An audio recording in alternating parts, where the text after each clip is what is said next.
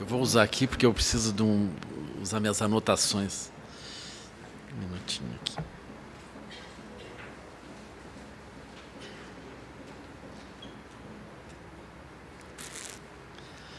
Bom, então eu queria agradecer a oportunidade. Eu estava hoje lembrando assim, vi de Porto Alegre que rapidamente retornar, né? Mas, essencialmente para dar um abraço em vocês, né? Para a gente se rever, assim, para poder se reencontrar. Naturalmente, o que eu vou falar aqui, vocês já ouviram um número grande de vezes, né? E é como para reafirmar os nossos compromissos, naquilo que nos mantém unidos, e que eu venho aqui falar brevemente. Alguém vai cuidar o tempo? Ah, tá bem. Tá. Acho que eu tenho 20 minutos, 15 minutos? 30? Tá bem. Então, eu fiz umas anotações assim, né, utilizando o título do próprio encontro nosso, Educação do Futuro, né, mas essencialmente isso vai cobrir também o título da palestra.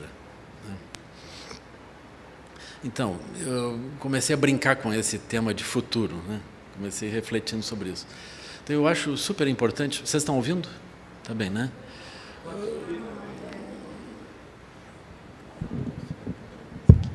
Então, eu acho importante a gente entender que, essencialmente, quando a gente pensa em futuro, nós estamos pensando em cultura de paz. Né? Porque, essencialmente, aquilo que se preserva em meio ao mundo é a cultura de paz. Vocês podem olhar assim, os conflitos eles são feitos para serem dissolvidos. Quando nós pensamos em educação, nós pensamos em preservar os valores que estão dando certo. Então, quais são os valores que estão dando certo?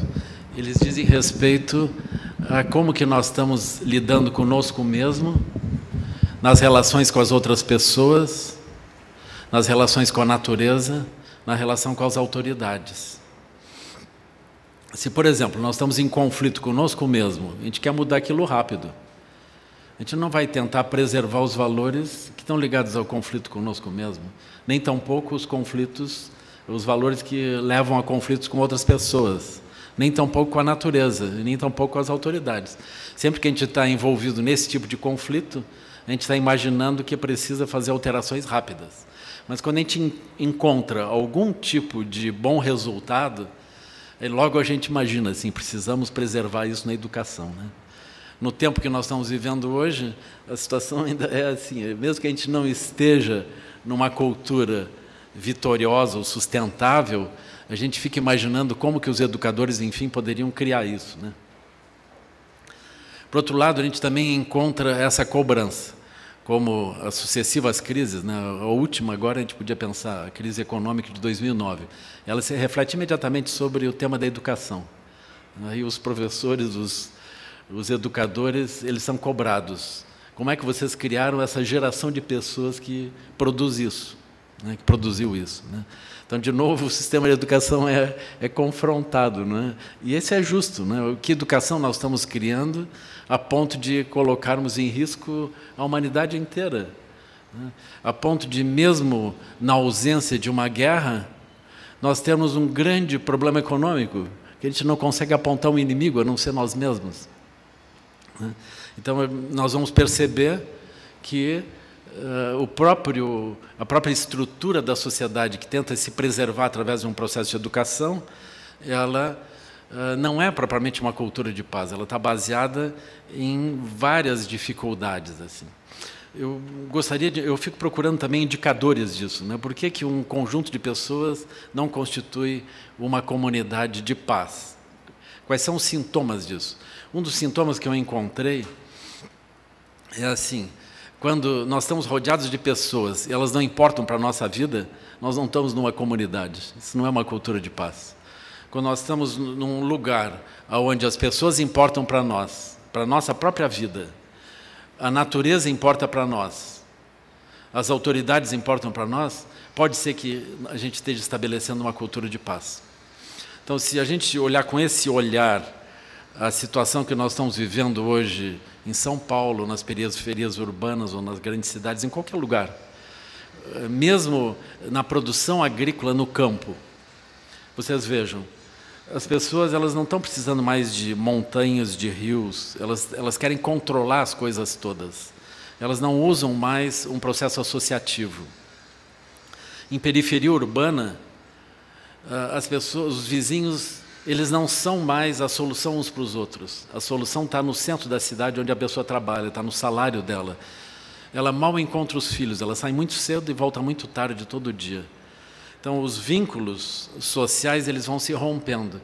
Então, aquele sentido das aldeias, que o Gandhi também lembrou e promoveu essa sensação de que nós precisamos revitalizar os grupos humanos e essas parcerias entre os seres humanos e a natureza, esses fatores eles estão desaparecendo. Eu vejo isso como a base dos problemas como nós estamos vivendo e também o ponto que a gente deveria tomar para enfatizar a saída desse tipo de situação que nós estamos vivendo. Quando nós falamos de educação, o primeiro ponto é futuro, mas não faz sentido nós imaginarmos um futuro associado à educação se nós não estamos pensando na própria sustentabilidade. Se nós não temos uma cultura de paz, essa cultura não merece ser sustentada pelo processo de educação. Então, atualmente, nós temos uma cultura que não merece ser sustentada pelo processo de educação. Eu não vou aqui agora me alongar no processo crítico, a própria educação e a própria sociedade, porque esse não é o ponto principal.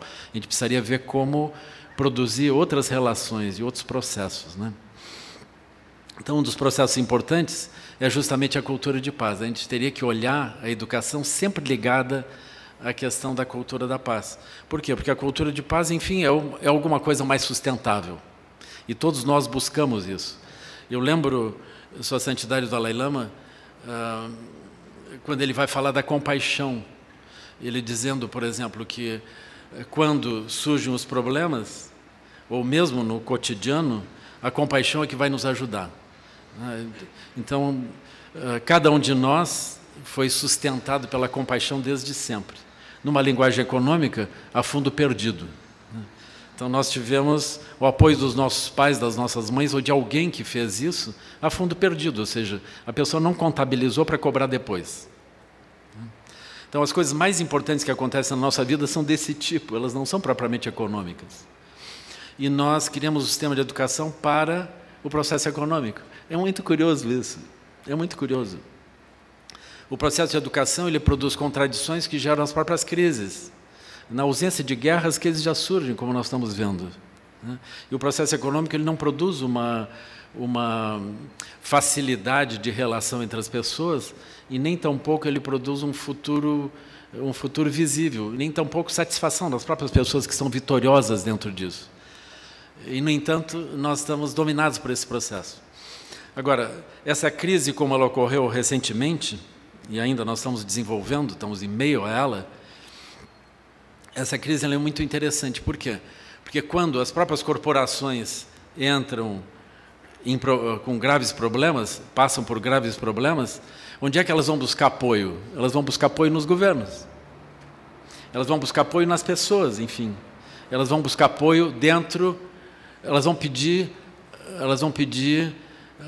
ajuda a fundo perdido, essencialmente isso. Então, elas vão pedir compaixão, elas vão pedir que alguém olhe fora das próprias estruturas econômicas e apoie fora do bom senso econômico. Curiosamente, quando essas organizações econômicas elas se organizam e melhoram, os governos vêm para elas e pedem apoio. Aí elas olham com um olhar econômico. Aí elas já não sabem se podem dar apoio ou não, porque aquilo vai afetar os acionistas, vai ter problemas. É o que nós estamos vivendo. Na visão dos ecologistas que estudam a parte econômica também, nós estamos vivendo uma crise malthusiana, num certo sentido. Por quê? Porque as reservas de minerais mais fáceis, de energia mais fácil, as reservas mais fáceis, nós já dilapidamos, nós já acessamos. Então, agora, tudo que a gente vai buscar é muito mais difícil, portanto, precisa muito mais investimento e muito mais custo de produção. Logo, a expansão econômica provavelmente não vai seguir na forma como nós estamos vivendo. É provável que a gente esteja vivendo aquilo que que foi estudado nos anos 60, no início dos anos 70, como os limites naturais à expansão do processo econômico. Então, essa noção de que nós estamos vivendo uma crise talvez não seja uma boa ideia. Nós estamos vivendo o processo natural de ajuste de uma economia que dilapida tudo e que produz infelicidade, enfim, insatisfatoriedade no seu próprio resultado. Então, nós estamos vivendo isso, nós estamos nos aproximando da necessidade de entender que há um número expressivo de pessoas que não vão participar do processo econômico, e são jovens, e eles vão ter que encontrar soluções fora do horizonte usual, o que pode ser uma boa coisa. Enfim, essas pessoas não vão precisar vender a sua vida, não vão ter como vender as suas próprias vidas. Esse conceito de perder a vida ou vender a vida dentro do processo econômico, eu acho ele muito interessante. Eu, às vezes, desafio as pessoas dizendo assim, se você é rico, se você se sente realmente que tem recursos, você compre sua vida de volta. Você não precisa vender o resto da sua vida, você compre a sua vida para usar. Por quê? Porque quando você está dentro de um emprego, você perdeu sua vida. Você fica sonhando com a aposentadoria, e quando você está aposentado, você está desabilitado, você não sabe como andar no mundo. Então, nós precisamos de uma cultura de paz, algo que a gente possa imaginar que mereça ser transmitido para as gerações seguintes e que possa trazer brilho para o olhar das crianças, dos jovens. Então, a cultura de paz é o ponto central disso. Também não faz sentido nenhum nós pensarmos em educação sem pensarmos numa sociedade. Isso seria o contrário, nós não temos uma sociedade, uma cultura de paz, mas pensamos em educação. Isso é incompatível. Toda a educação se dá dentro de um horizonte social. Então, nós precisamos analisar criticamente e desenvolver horizontes sociais vitoriosos. Aí eu volto para esse ponto das aldeias. As aldeias elas não necessitam ser locais físicos, mas elas são uma forma pela qual as pessoas se juntam e se ajudam. E há muitos exemplos no planeta inteiro ligados a isso. Eu gosto também dessa perspectiva das comunidades, especificamente, dos grupos humanos se estabelecendo com novas tecnologias, nova forma de lidar com a alimentação, com a saúde, novas formas econômicas de relação e nova arquitetura. E, naturalmente, isso ligado a um mistério, que seria a espiritualidade. Eu não vejo uma alternativa para isso. Não acho, por exemplo, que o estabelecimento dos grupos humanos ele possa se dar sem uma visão espiritual. A cultura de paz sem a espiritualidade ela fica muito estranha. Por quê? Porque se nós quisermos olhar de uma forma simplificada, que seja a questão espiritual, a gente precisa entender que a espiritualidade rege um mundo sutil, um espaço interno nosso, que para a maior parte das pessoas é um espaço que a pessoa não tem um acesso muito claro, mas é um espaço que vai determinar o brilho dos olhos associado às diferentes coisas no mundo. Então, por exemplo, quando nós pensamos em valores elevados e o brilho dos olhos nos acompanham, isso significa que nós temos um nível de realização espiritual. Para outras pessoas, quando os valores elevados surgem, a pessoa ouve aquilo, pode não surgir o brilho nos olhos. Pode surgir a sensação de que a pessoa ficaria aprisionada, ela precisa de um conjunto de regras, senão ela não segue aquilo. Então a espiritualidade ela vai trabalhar esse elemento, ela vai trazer a naturalidade das ações positivas, ela vai trazer isso. Então nós precisamos encontrar isso. A espiritualidade dentro de um processo restritivo, dentro de um processo baseado nas regras, ela foi tentada muitas vezes e ela gerou dificuldades ao longo do tempo. Eu considero assim que muitos psicólogos trabalharam bem essa questão, filósofos trabalharam bem essa questão, e nós vamos construindo o anjo dentro de nós, e o monstro dentro de nós vai ficando oculto em algum lugar, ele aflora. Isso por quê? Porque nós tentamos trabalhar a espiritualidade dentro de um processo delimitado por regras. nós precisamos desenvolver um autoconhecimento, nós precisamos compreender internamente, atingir essas transformações de uma forma natural. Então, na medida em que diferentes tradições espirituais elas desenvolvem isso, elas vão produzindo dentro da própria pessoa referenciais que não são nem referenciais lógicos, mas são referenciais emocionais, são referenciais éticos também, que permitem que a pessoa, ao olhar os outros, ela efetivamente se interesse pelos outros, se interesse pela natureza, que ela se interesse por si mesma, né?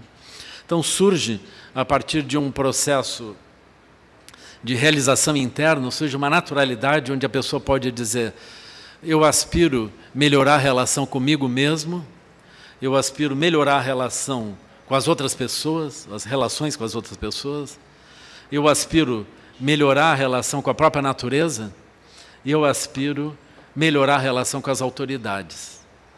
Então, quando nós olhamos desse modo, nós estamos criando esse tecido social, esse tecido humano, esse tecido planetário da relação com os outros seres.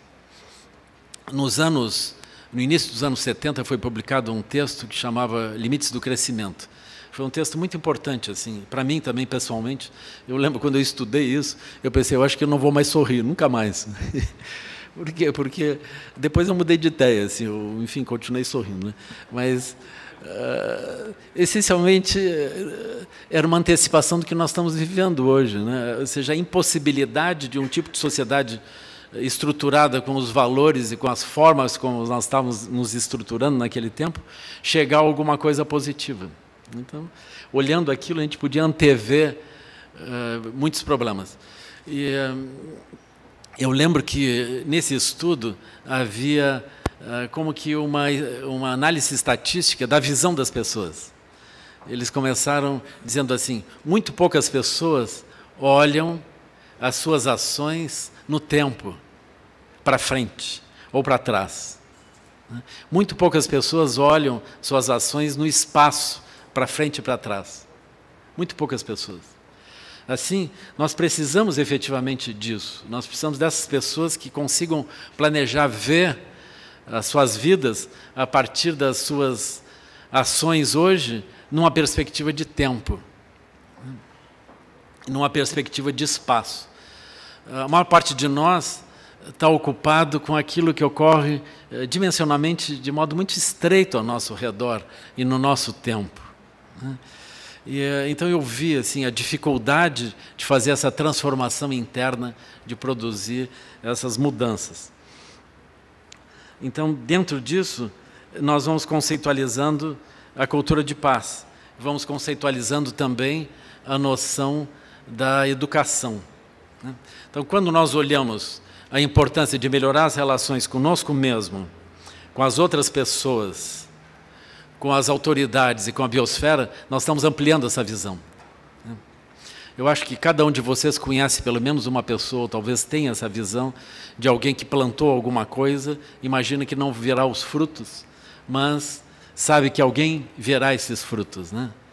Então, isso é muito maravilhoso quando a gente encontra pessoas que têm essa visão ampla, que é capaz de ver essa ampliação de sentimentos, né? Agora, é muito importante que isso seja algo que brote não como uma regra, mas que brote de uma forma natural. Essa naturalidade, isso é a visão espiritual que começa a amadurecer. Então, eu sou um lama budista, eu vou falar alguns breves reflexos que vêm dessa área do budismo, né? Então, por exemplo, para nós é muito importante entender essa dimensão que é chamada a dimensão grosseira, né? E a dimensão sutil. Tem ainda uma dimensão secreta, né? Essa não vou falar, porque afinal a secreta não se fala, né?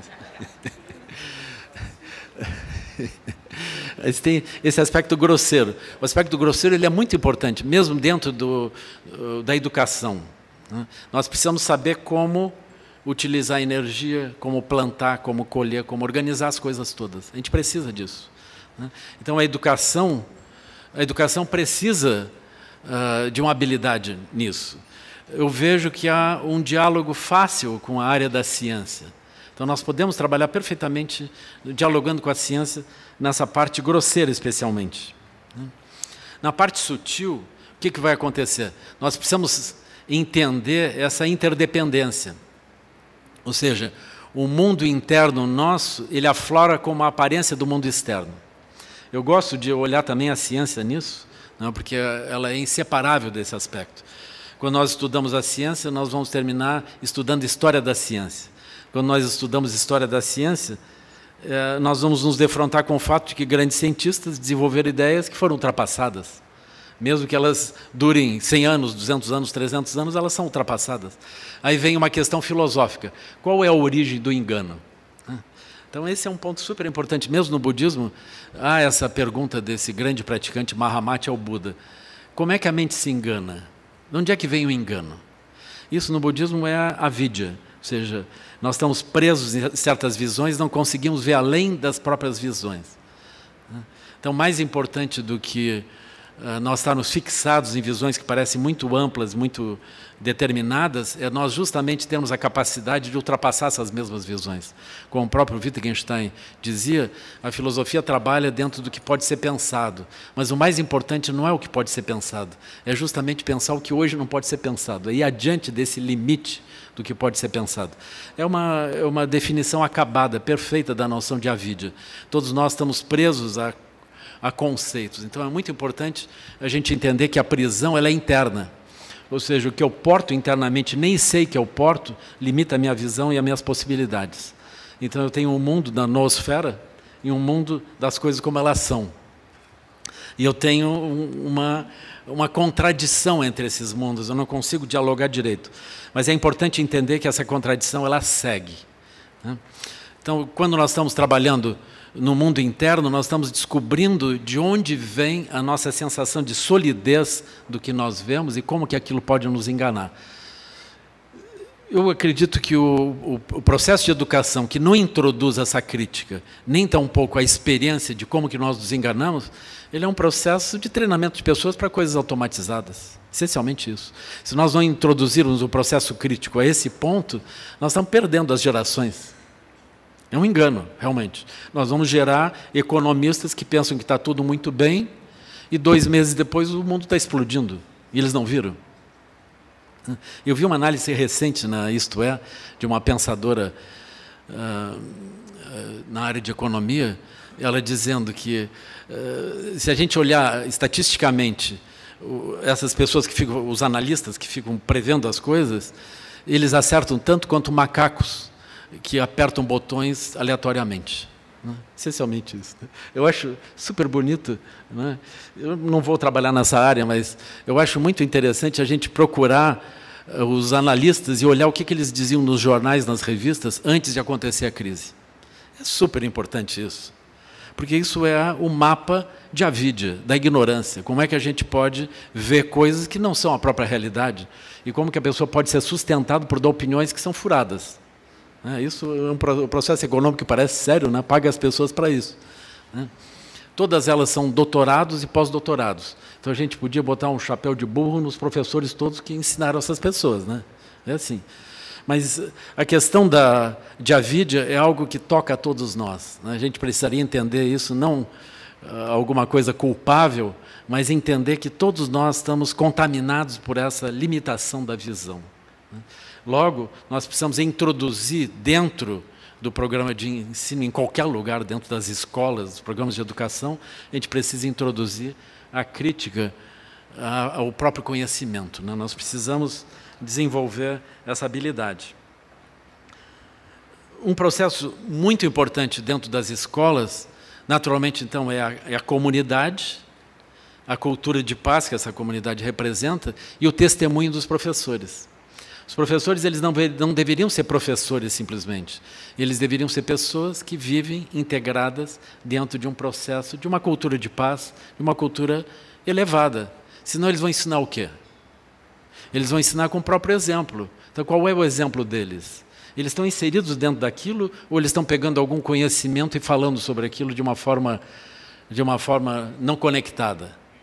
Então, nós precisamos do quê? Nós precisamos da aldeia e dos professores ali. Só que os professores, eles não são professores, eles são alunos, eles também estão aprendendo isso. Então nós precisamos entender que as escolas são para professores, para pais, para as crianças, para a própria comunidade, todos envolvidos dentro desse processo. A gente precisa entender que a escola é a própria vida girando. Enquanto nós vamos encontrando soluções comunitárias para as nossas próprias dificuldades, nós estamos gerando o conhecimento que vai ser trazido pelo nosso próprio exemplo dentro das escolas para os estudantes, para os jovens. Quando nós encontramos, por exemplo, os jovens hoje aflitos dentro das escolas, é perfeitamente razoável isso. Nós estamos pegando jovens que tentam abrir a sua visão e tentamos enquadrá-los para desenvolver aptidões, não para as vidas deles, mas que eles se ajustem a papéis que eu espero que eles vão cumprir dentro de uma sociedade que eles nem entendem, nem sabem qual a razão. A energia dentro deles pulsa em outras direções, ela não pulsa naquilo. E nós culpamos os jovens por isso. Nós deslocamos eles para os educadores e para os psicólogos, para que eles, desajustados, possam ser, enfim, ajustados no caminho das coisas sérias e reais, que, enfim, é o mundo esse afundando.